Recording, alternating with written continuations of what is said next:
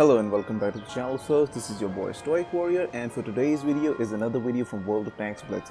Now, update 8.0 is finally here, and with the update is a brand new tier 10 from the American tech tree, the M-VI-YOH. Yes, ladies and gentlemen, today we're going to be talking about the M-VI-YOH.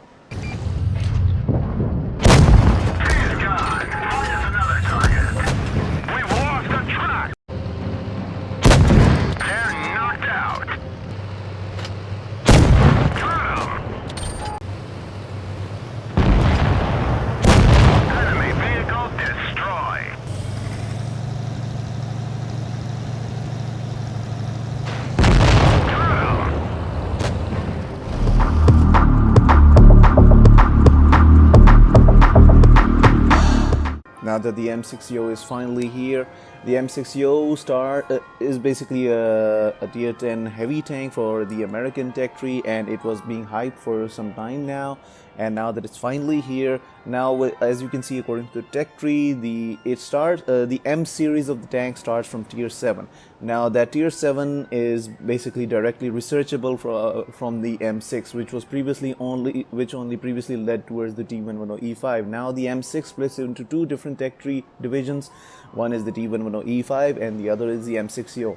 And from the M6 you first get to the M-7-YOH, that is the tier 7, then to the M-III-YOH, the tier 8, tier 9 is the M-5-YOH, and then finally is the tier 10 M-VI-YOH. Now I just directly went to the M-VI-YOH. I had a lot of credits and free XP to use, so I just directly researched the M-VI-YOH. So that's the tech tree for the M-VI-YOH. Now a little bit about the tank itself, the M-VI-YOH.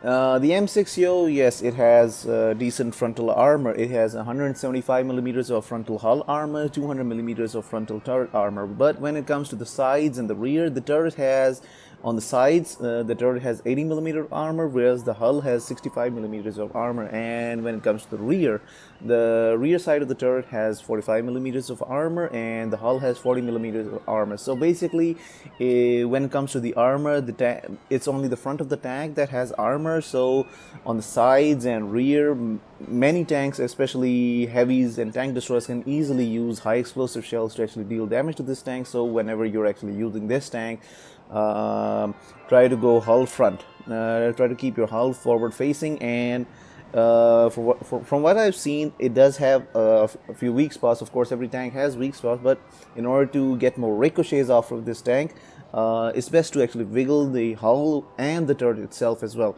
because on the front of the turret, the cupola is a weak spot. Now the M-VI-YOH has two different types of guns. The first gun is the 105mm T-123E2. Now the T-123E2, I'll just refer to it as the 105mm.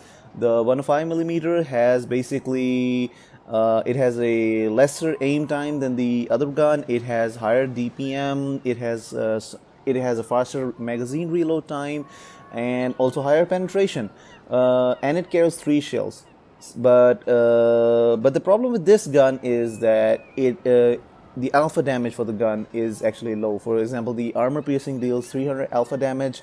The heat or high explosive anti-tank deals 260, and high explosive deals 350. But basically, in this form, it may have higher DPM in this gun, but it has lower alpha damage in the gun, but it also has higher pen. And the interclip between the shell in this particular gun is 2.5 seconds. Now the gun number 2. Gun number 2 is the 120mm T-123E1. Basically, this gun has a little lower amount of penetration and DPM, and has a slightly longer magazine reload time, approximately 20 seconds. But and it only carries 2 shells. But the great thing about this is the interclip between those 2 shells. It's only 1.7 seconds. That's pretty damn fast.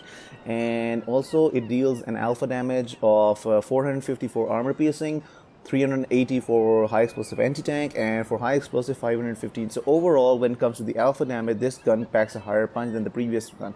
But it has slightly less DPM. But actually, I actually prefer this gun over to the E2. I prefer the 120mm over the 105mm, and the reason is that interclip of 1.7 seconds.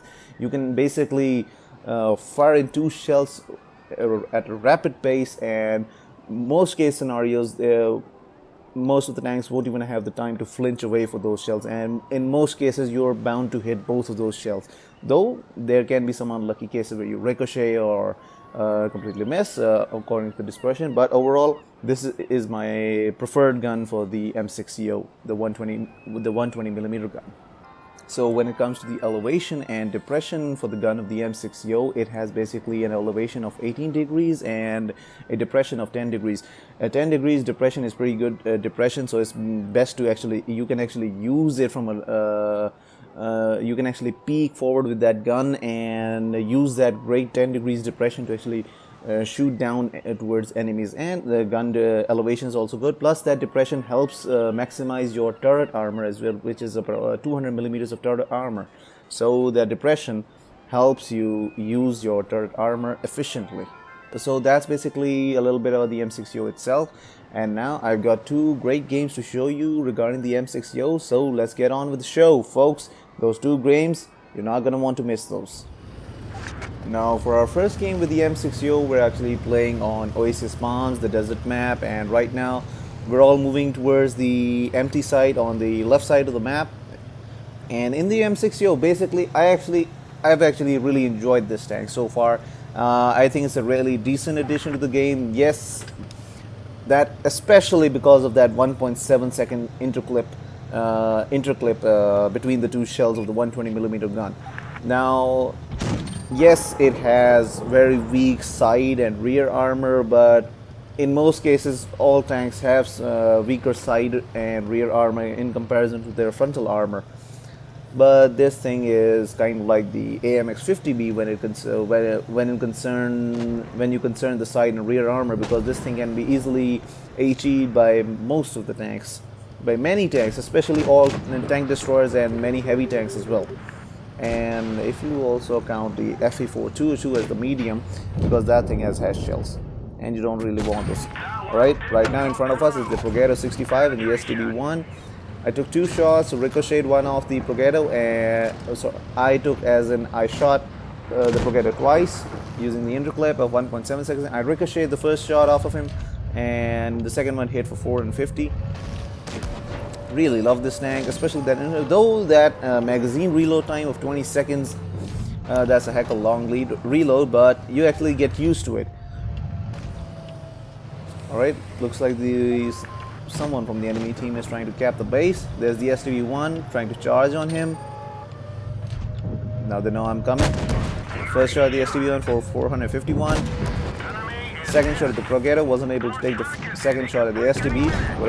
Now you see that Progetto, I ricocheted two shots from the Progetto.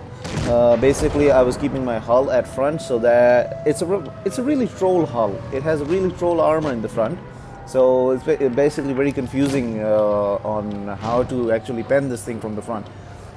Because first of all, STB is out. Second shot at the Progetto, lagged a bit over there. Now, as I was talking about the hull armor, so basically because it already has 175 millimeters of frontal armor, it's also angled at curves, and so basically it's only a very so if you wiggle a little bit, so it gets more difficult for the enemy to actually penetrate in your tank. But when it comes to the overall front, the probably easiest portion to hit is at the real bottom of the hull. And when it comes to the weaknesses of the turret armor, it's from the front. You actually want to hit that cupola of it. The scupulas are a bit easy to hit. Here comes the VK-45, and I'm still on reload.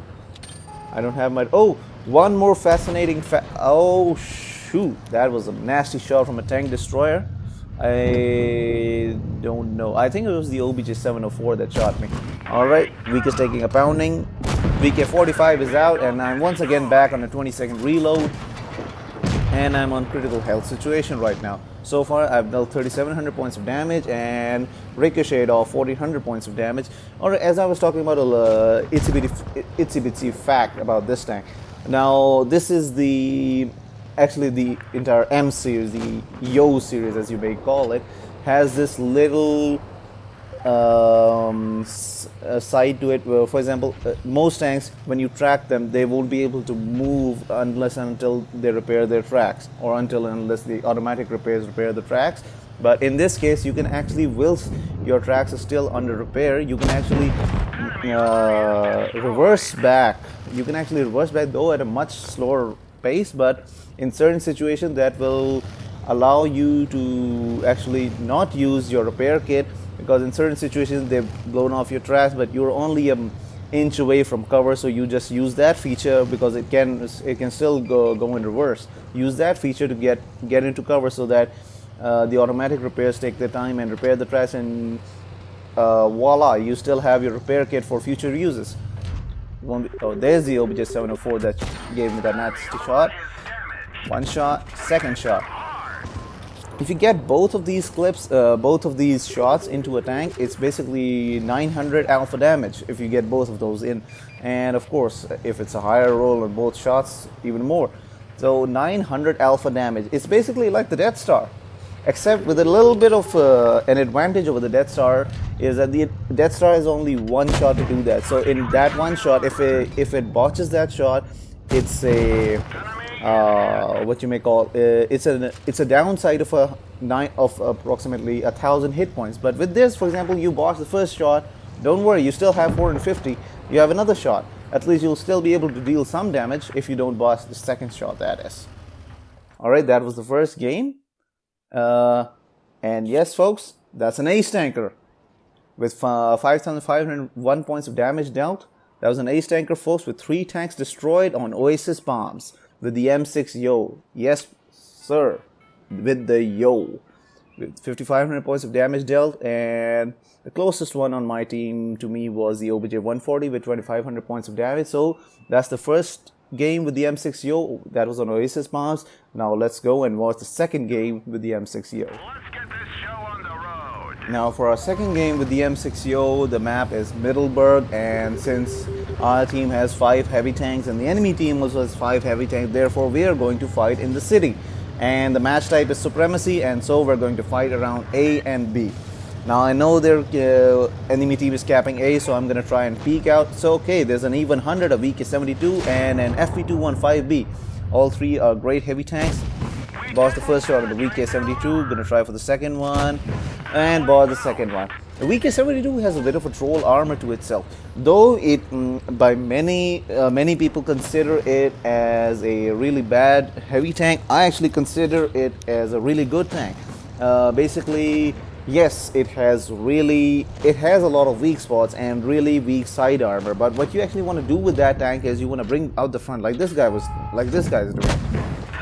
Okay, I bossed the first shot. All right, finally hit the ammo 2. After firing 4 shots, I finally managed to hit 1 shot, at least deal some damage. The ammo 2. Now with the VK72, as I was saying, it's got troll armor, so it's best to its strongest thing is its frontal hull, and with that you gotta wiggle. But when it comes to side armor, yes, I will agree, it is weak. Now look at that.